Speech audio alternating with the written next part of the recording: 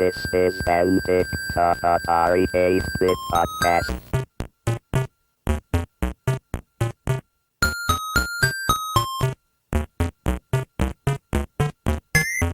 I'm Kevin Savitz, and this is an interview episode of Antic, the Atari 8-Bit Podcast.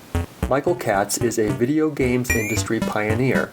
Katz was marketing director for new product categories at Mattel Toys, where he helped create the portable handheld games category with Auto Race and Mattel Football.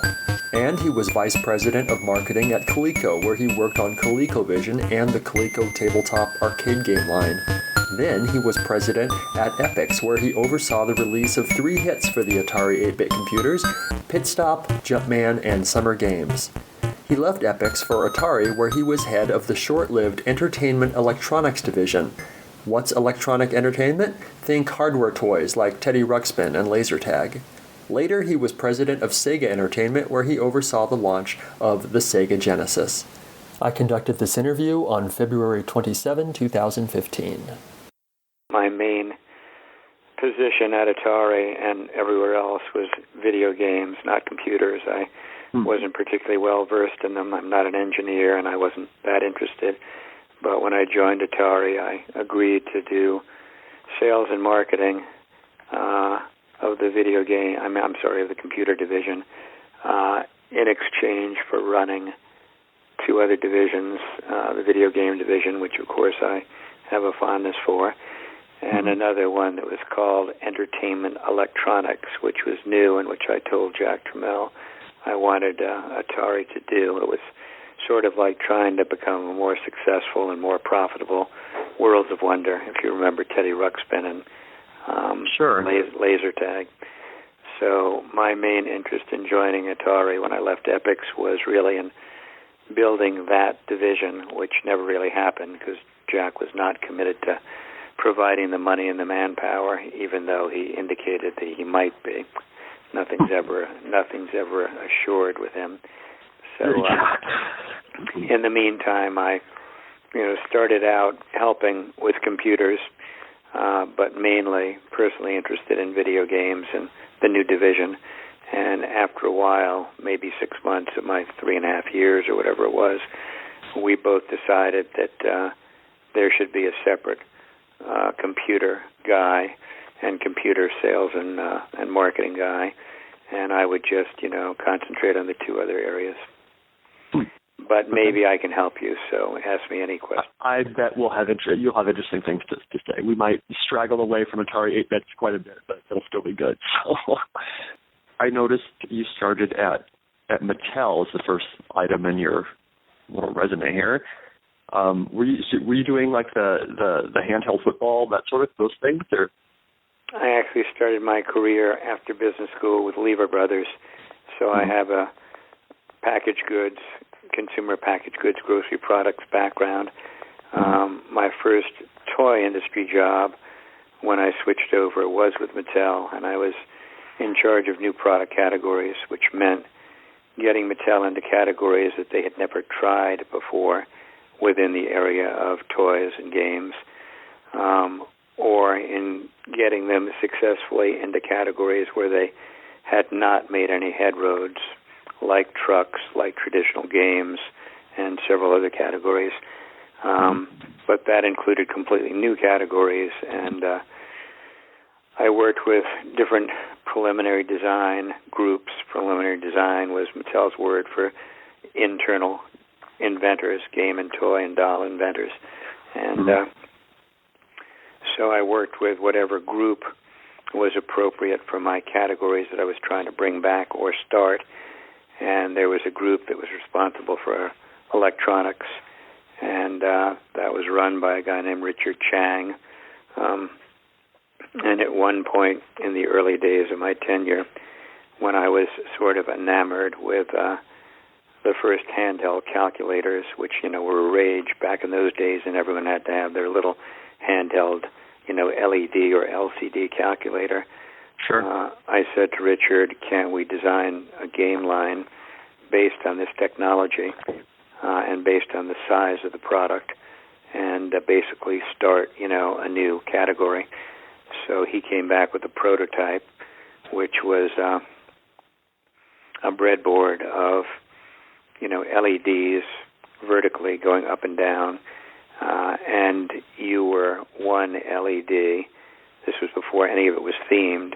You were one LED on the bottom of a vertical display. Just picture auto race in football, and you'll remember what it looked like. And it was an obstacle avoidance game where you tried to work your way to the top of the screen, avoiding the LEDs that were coming down at you. And that was really the first handheld game concept. So we then had to theme it to make it attractive and make it into something familiar. So we tested several themes by doing drawings of what the, outside of the game could look like, theming it. And we had auto race as a theme. We had football as a theme. We had several other themes. And we wanted to research with the prototype one of the themes to just get approval of the concept with consumers to see if it was interesting. So we chose auto race, and you, in effect, were a car trying to work your way through other cars on a racetrack. And, that was the gameplay. We didn't pick football, which was the most popular theme when we tested the themes, because we knew a few months later we had a better game, same concept, LEDs, better game coming along that was more appropriate to football. So we saved that for the second game in the line. And I took out the prototype. I took out the pictures of all the themes. I presented it to all the retailers with our sales guy, who was the key account guy for Sears and Penny's and Target and Toys R Us and Walmart. And most people loved it. Most people thought it was revolutionary. And that was the beginning. Well, it was revolutionary. Yeah, that's right. Yeah.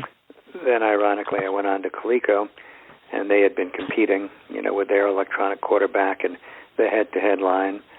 And so, I stayed in handhelds, but with the Avis, and I was competing first as the Hertz and then the Avis as Coleco tried to make inroads against Mattel, and then, of course, ColecoVision made inroads against Atari and Mattel in video games. You mean Avis in the we try harder way? Exactly. Yeah. Yeah. So it says you were the first VP of marketing at Coleco, and you did some stuff with ColecoVision. Is that right? No, when I got there, Coleco had their electronic quarterback, which was the less expensive with slightly more features version of Mattel's Football 1. So if you remember the commercial where two guys were dressed as football games, it was a comparison commercial, the first ever competitive commercial in the electronic games category, whether it be video games or handhelds. And one guy was dressed as Mattel Football 1, the other guy was dressed as electronic quarterback, and they had a verbal exchange all through about what the electronic quarterback guy could do that the Mattel guy couldn't do. And you saw the face of the Mattel guy wilting, and that was a very effective commercial. So I was asked to approve that commercial my first day at Coleco, which was ironic since I had started the category I was now competing with. I'm Football 1, Mattel's lowest price electronic football game. And I'm electronic quarterback, Coleco's lowest price. I run from the line of scrimmage. I start in the backfield and follow my blockers. Blockers? I don't have any blockers. I got 7 men on defense. 7? I've only got 5. I can even pass. I can't pass. My receiver runs short, long, any pattern. Pattern? I don't even have a receiver. Or I can score a safety. Safety? Coleco's electronic quarterback, a lot more football for the money. Then we did head-to-head. We did the miniature tabletop arcade games, if you remember them. The miniature games that were about 8 inches high, that were miniature versions of Pac-Man, Ms. Pac-Man, Galactica. Sure, yeah. Yeah. Tell me everything you can about those, please. Well, we did that, and so we were very successful with the head-to-head games, then with the tabletop games, and Coleco started a relationship with the arcade companies that you could start a relationship with if you weren't Nintendo, because Nintendo had a lock on a lot of the stuff. And so we had some good relationships with some of the better arcade companies. And so Arnold Greenberg, who was the president, his brother was the chairman, Leonard, and Arnold was very innovative and very dynamic. He was the son of the founder of Coleco. So was Leonard. They were brothers. Arnold wanted to step it up and wanted to get into the console business and thought that he could compete, or we could compete, against Intellivision and Atari. And the reason he thought that was because it's all about the software, as you know, and all about the games. And we had the rights, for example, to Donkey Kong for all home systems. And Donkey Kong in the arcade was the hottest arcade game back in whenever it was, 1979 or 1980. So we did the more sophisticated ColecoVision, more sophisticated than the Intellivision and the Atari, and we packaged it with Donkey Kong. And the only way you could get Donkey Kong if you were a home gamer was to buy ColecoVision. We had the rights for all systems, but we didn't offer Donkey Kong alone for the Atari and Mattel until 6 months after the launch of ColecoVision. So if you were a gamer and you wanted the hottest arcade game, which is Donkey Kong, you had to buy ColecoVision. That got people into trying ColecoVision, and it became a great success, as you know. So ColecoVision and Cabbage Patch skyrocketed Coleco into an amazing position. And in 1981 or 82, I forget which year, they were the fastest growing company on the NYSE. The stock went from about 7 to 50 or 60 in about a year, which was a big deal in those days. And it was based on the success of Cabbage Patch on one side and ColecoVision and ColecoVision software on the other side. So it sounds like Coleco purposely delayed the other consoles version of Donkey Kong to give Coleco the competitive advantage. Yeah, definitely. To establish ColecoVision. That was at the introduction of ColecoVision. It was introduced with Donkey Kong in each box. Right, as a pack-in. Was there's a theory that I had an Intellivision. The Intellivision version of Donkey Kong was terrible. Mm-hmm. There's a theory that Coleco did that on purpose to make the ColecoVision look better. Do you have any comment on that? Not that I recall, because I think we wanted to sell as many pieces of software as possible. That's where all the profit was. So, as you know, ColecoVision was more powerful. I forget the number of bits, but it's more powerful than ColecoVision or the Atari 7800 or 2600 by far. So it might have been that the capabilities of the Intellivision hardware limited how good the game could be. Okay. So you're at Coleco and you're pumping out ColecoVisions and handhelds and Cabbage Patch, and then somehow you ended up at Epyx. What happened there? My family and my life had always been in the Bay Area, and so I went to Coleco for the equity opportunity and the opportunity to be part of a turnaround and to be their first head of marketing. And I hoped that if all of them worked out, I could make some money on their stock. And I had a lot of stock options. And we'd have some success, and then I'd move back to the Bay Area. I wasn't sure doing what, but I would. So all that came true, and I was contacted by a headhunter who was representing Epyx, Epyx, a computer game company that was very strategic, very small. Strategic Simulations was their original name. Right. And they made very esoteric games. And the headhunters represented some very wealthy investors, including a guy named Arthur Rock. And Mayfield, which is still in existence, U.S. Venture Partners, which is still in existence, a lot of hot venture capital firms invested. So there are about 5 venture capitalists on the board of directors plus me. And I'm getting ahead of myself, but they hired a search firm looking for a CEO for Epyx who would make it into a mass market computer game company with a lot more than just very esoteric strategic games. Temple of Apshai was the game that was a partially text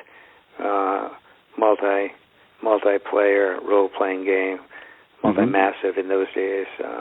It wasn't sophisticated because the graphics weren't particularly good, nor was the speed or the action.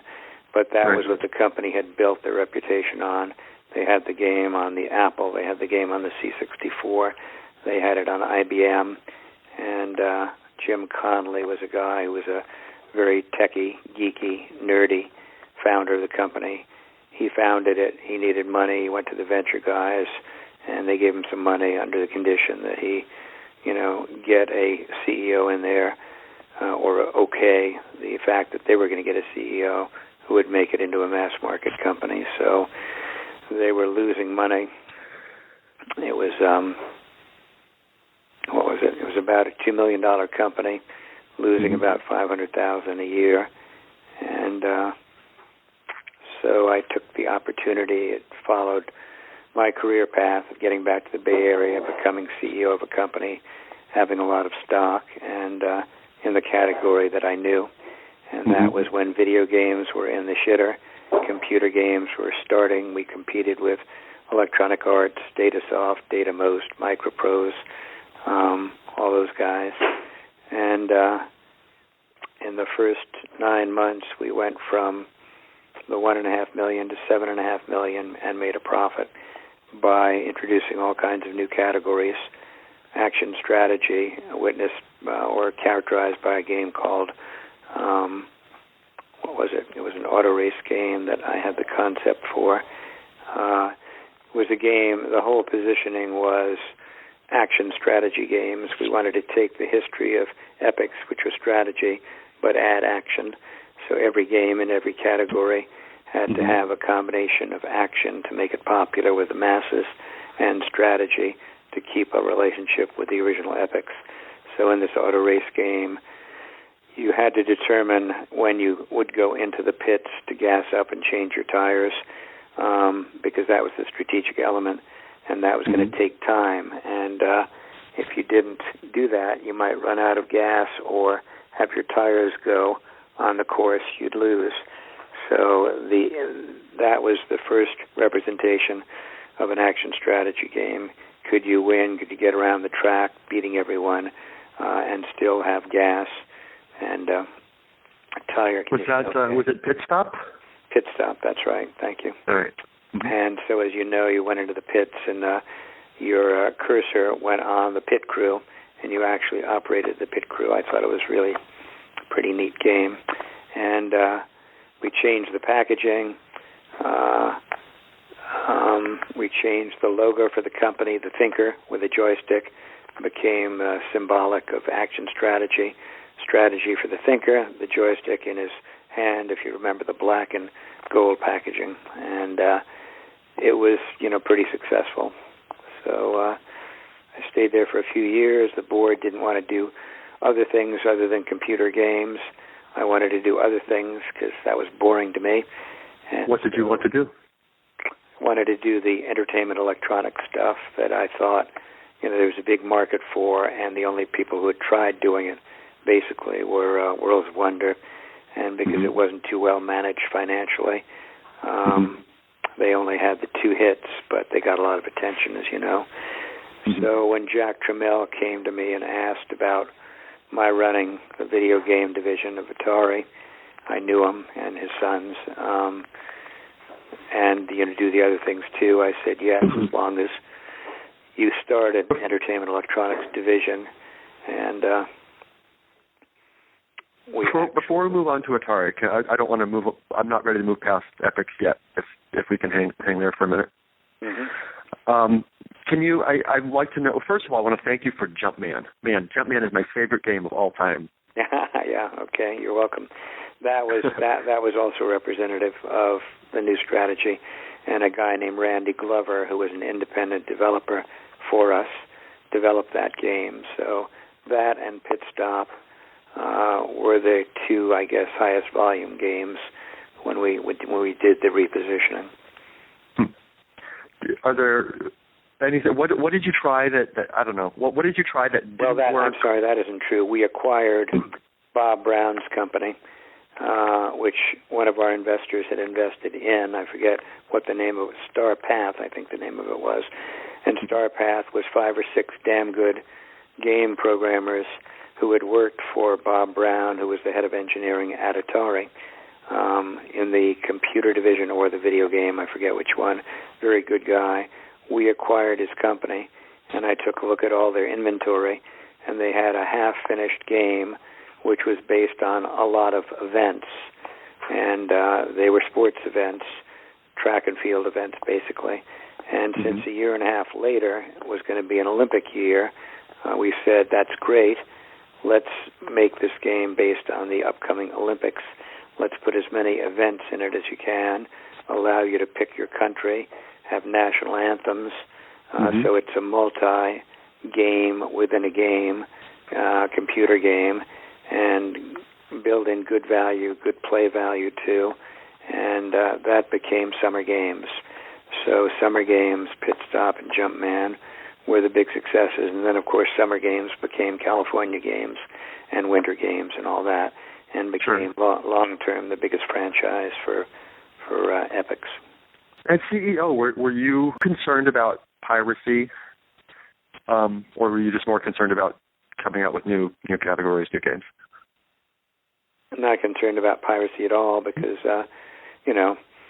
it wasn't a big deal, and we didn't have anything that was going to be pirated that was fantastic unless you consider the 3 games that we had, just developed. And it was a small and growing category. One of the most gratifying things, who was it, Bing Gordon? Somebody told me a few years ago that there were Friday afternoon meetings at Electronic Arts back in the early 80s where Tripp, brainstormed new product, and he would always shout and get angry because Epyx was outselling Electronic Arts in the action game category with those 3 games. So that was gratifying, and of course it was a small industry at that point because everyone had been putting all their volume into video games. So this is when the video games took a break before Nintendo, introduced in whenever they introduced. Yeah. Were there any categories or any software that you guys tried that you feel, I don't know, didn't even get released? Didn't work out. Was so bad, or well, we wanted a lot of, I don't know about. We wanted a lot of genres. So the whole mission of any software group or division of a hardware company, whether it was computers or video games, was to have as broad and deep a software library as possible. So we came out with a learning category at Epyx. We came out with the action strategy category. We had about 4 categories, and I'm trying to remember. Learning was never, big because learning never was big because kids didn't want to play learning games when they got home. So we tried to make the games as fun as possible, as everyone in that category did. But the volume was never significant because kids wanted to play shoot-'em-ups or driving games or sports games. So that's where the volume went. So I don't think we had high expectations, but it didn't surpass our expectations. I'm trying to remember our booth and our catalog in terms of how we differentiated the different categories. So it might have been into sports, into action. It might have been sports, driving, flying, and learning. There were at least 4 or 5 categories because we wanted to, offer a broad assortment of software. in support of the different computers we were doing a product for. Commodore 64 was by far the largest volume at that point for anyone who was doing computer software in the game era. But Epyx really, it seemed like you guys tried to do multi-platform. I mean, you came out with stuff for Commodore and Atari and Apple, and Yeah, that had been true when I got there on the Temple of Apshai strategic game side. The balance changed a lot after I got there because the C64 was much more of a target audience that wanted to play, action games, not the strategic games. So Apple and IBM players, if it was appropriate, got their games for their machine, but most of the volume was for the Commodore 64.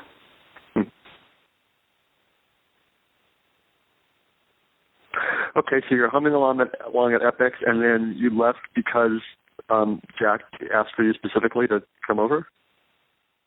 Well, yeah, I wanted to. Epyx wouldn't do anything other than software, computer game software. I wanted Epyx to become a Worlds of Wonder type of company, entertainment electronics, do hardware, do fun stuff. So when Jack asked me to come, I saw an opportunity for Atari to become a successful Worlds of Wonder, not just a video game and computer company. So that was the condition under which I went over, that I could start that division as well as doing the video game and computer stuff. Okay. So do you have any specific things in mind, any mock-ups or prototypes or drawings of the Atari version of the Atari Ruxpin or whatever? You mean the stuff that would fall under entertainment electronics? Yes, that's exactly right. What did you have in mind that would fall in that category? I didn't have anything in mind, but I started going out to see inventors who I knew, who were developing electronic toys and games at that point, whether it be Marvin Glass in Chicago or Eddie Goldfarb in Los Angeles. They were two of the biggest, best known. And so I did the rounds looking for outside product, and the first product that we really made a commitment to actually came from Midway in Chicago, because two of their very sharp engineers had developed a state-of-the-art laser tag product, generations ahead of what laser tag had been at Worlds of Wonder. And they, being a home arcade company and software company, they didn't want to get into the toy and game mass market category. So Ken Fedesna, who was their head of engineering, really good guy, approved the two engineers who sort of developed laser tag as a side project, approved their starting to discuss with me,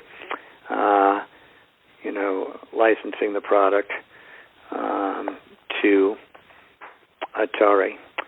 So that was going to be our first foray. We knew laser tag was big.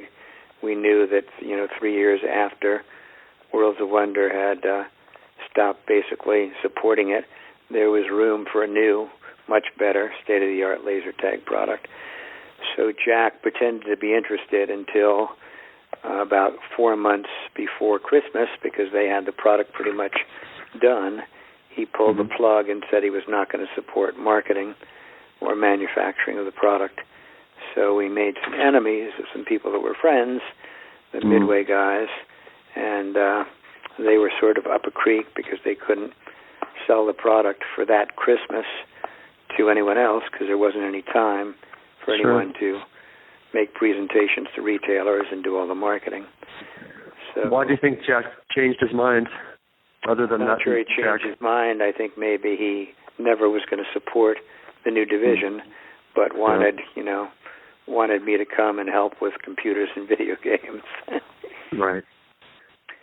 Another product meeting we had during that time was with a little company called Sega, who had developed a 16-bit video game system, which later became known as Genesis, and Sega did not want to continue trying to market video game hardware in the U.S. They had failed with the early hardware systems they had.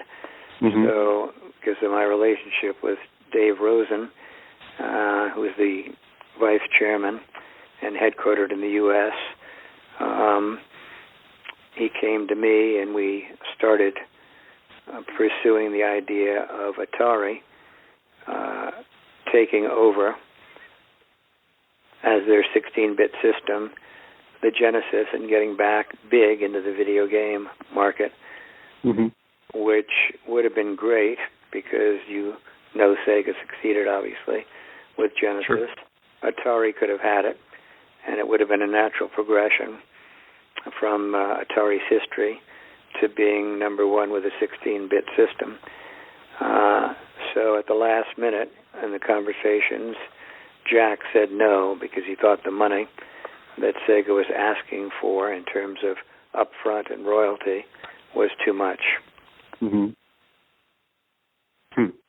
So that wasn't a different kind of product, but that's a story very few people know, that Atari had a chance to, have Genesis and make a real comeback in the video game category.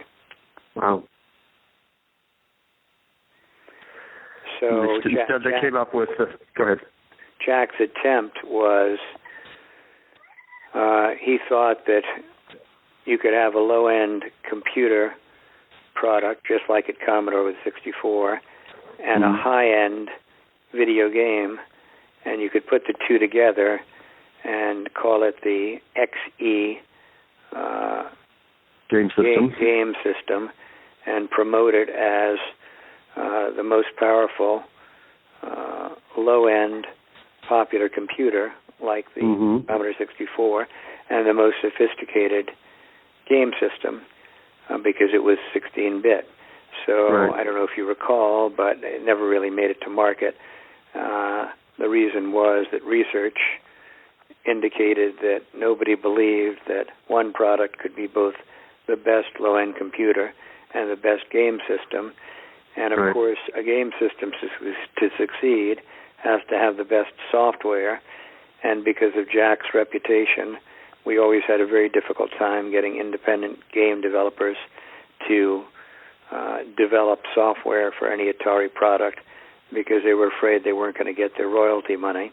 And they were afraid, They were afraid that Atari wasn't going to put the marketing behind the product to really get good distribution and advertising against the consumer. And all those were fair concerns, probably. Yeah. So the XE, Jack probably thought, was something he could do inexpensively. Why should he pay Sega an upfront amount with a large royalty to get their game system? So, right. And, at the same time, I don't remember when he started development of the ST, but his dream was that the ST would become, the next Commodore 64, a more powerful, low-end, in price, home computer. Right, right. So, how did you end up leaving Atari? I had stock. Company went public while I was there. I wasn't interested in, working for a company in the video game area anymore. I had made money on the stock. I wanted to travel. I wanted to have more than 2 weeks vacation. So I left basically to travel around the world for several months and then decide what I wanted to do next. And that was, you ended up at Sega after that? I didn't plan to end up at Sega necessarily, but when I got back, I was approached by Dave Rosen when Sega wanted to open a serious U.S. division. They had a little group, and they wanted someone to launch Genesis, and I knew Dave, and so he wanted me to do it. I think I probably found out that it's not that easy to change categories when you can become known, as someone who's in a particular industry. So if I had interest in specialty retailing or other things, which I did at that time, I took the easy way out and took the challenge once again to, be the Avis guy, in this case against Nintendo, and see if I could launch Genesis and make Sega in the U.S. a big factor. So that's what I did.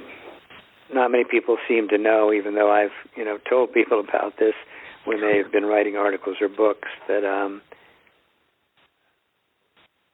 what launched the Genesis was, to a large extent, Joe Montana being available on Genesis and nowhere else initially, just like Donkey Kong.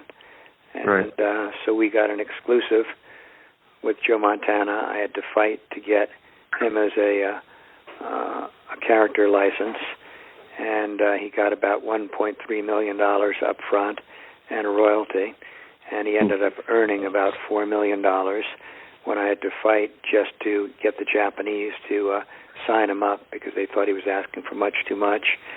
And our dilemma became, how do we get a great football game to introduce with Genesis on the first Christmas that Genesis would be offered, or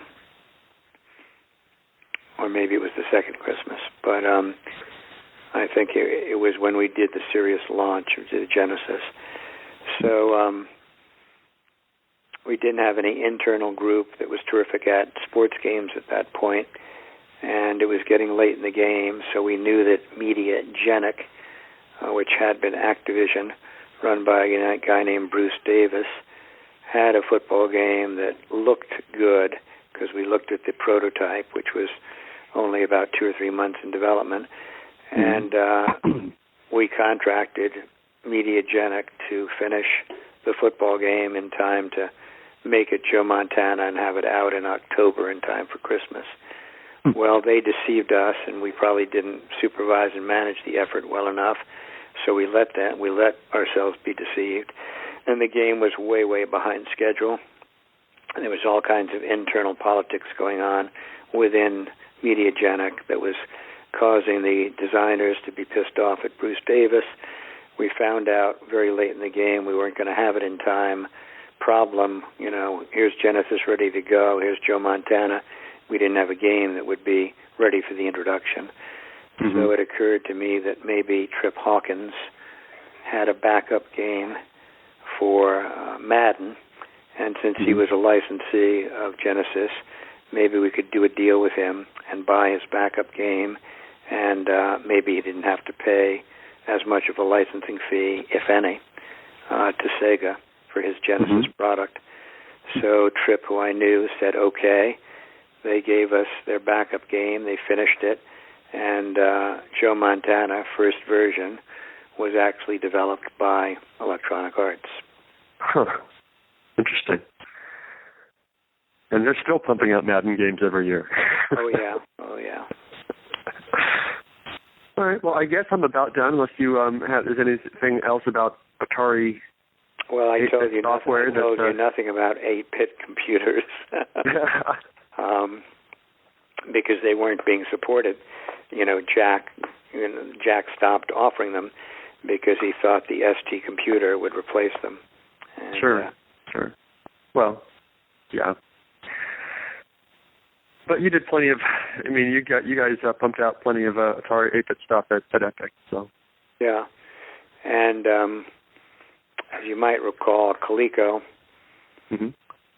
Coleco introduced a computer at the Consumer Electronics Show in about 83? The Atom. And the secret there, which isn't much of a secret, was that the breadboard or the mock-up that was introduced at the Electronics Show was a farce in terms of it being jerry-rigged to show that it could do a lot, but anyone who wanted to look inside the box knew that it couldn't and was not very far along. So Coleco was on a rant in terms of Wall Street, everyone loved Coleco because of ColecoVision and Cabbage Patch, and the Atom was hyped to the hilt and was supposed to be terrific. And about a month after the CES show, Coleco stock dropped about 20% when people who knew engineering started to question, whether Atom was real or not, and it wasn't. I mean, it just, it was over-promising like crazy in terms of capabilities and timing. Right. Well, at least they came out with it. I mean, and Television never really managed to come out with their keyboard component that they promised. Yeah. So, at least the Atom eventually came out. I don't know how well it sold, but poorly. Yeah. So Thank you so much for your time. I had a great time talking to you. Call me in the next few weeks if you want to continue. Great. Bye. Cool. Kevin. Thank you, sir. Bye.